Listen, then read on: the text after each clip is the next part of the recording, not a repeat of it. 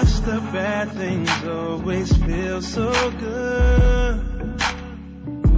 Why can't I just stay away?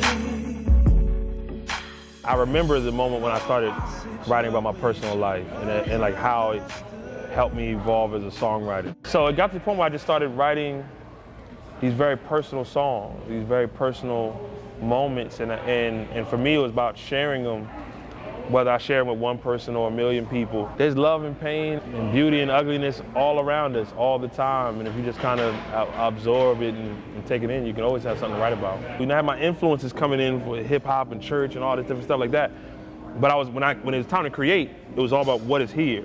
So I only have me to present. You know, I'm not really listening and saying, that's dope, let me try to do that. It's like, nah, let me do what I feel and hear in my head. You know, I got signed to Warner Brothers when I was 19 in Howard University, which was a great time experience for me.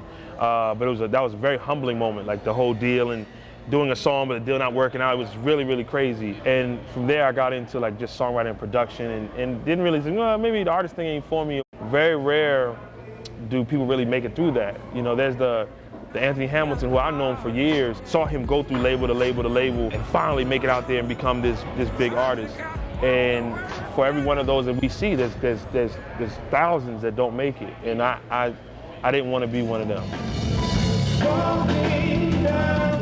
I'd rather give my CDs out for free before I'm that, you know, before I do something and an artist has never heard or used. If I had to describe what neo soul, in my personal opinion, not to say that I really rep neo soul, but to me what it is it's people that do soul music that have a kinship to hip hop. So to me, like the D'Angelo, the Erykah Badu, we're still doing musically the same thing. I think our approach to the song were different. If you listen to D'Angelo, if you take Let Me Tell You About a Girl, Maybe I Shouldn't, I Met Her in Philly, and the name was, he could have rapped that. He just put a melody to it, as well as Jill Scott did it, as well as Erykah did it. You know, it's like, so I think we come from that cloth. If you hunger for a certain sound of music, it's still there. You just have to kind of open your eyes and look for it. It's just not as obvious as it once was. And that to me saddens me. I just love to create, whether it's creating a moment on stage, creating a song, creating an image, a look. Man, if I couldn't sing, I'd be making socks, or, you know, creating something, be writing poetry or something. And if anything, a person that refuses to not be allowed to do what they feel in their heart. Like I feel in my heart to express something, and even if I express it over in that corner by myself or express it in front of a sold out place, it's gonna be expressed.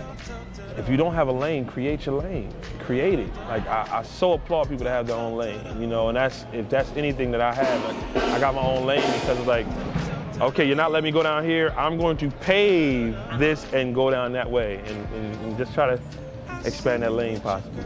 And where the music leads you. You know, if it leads me to a sad story, if it leads me to an uplifting story, we follow it and just go there. I see that big ring on your hand. Trust me, girl, I understand. Back at home, you got a man, and that's not the way I move.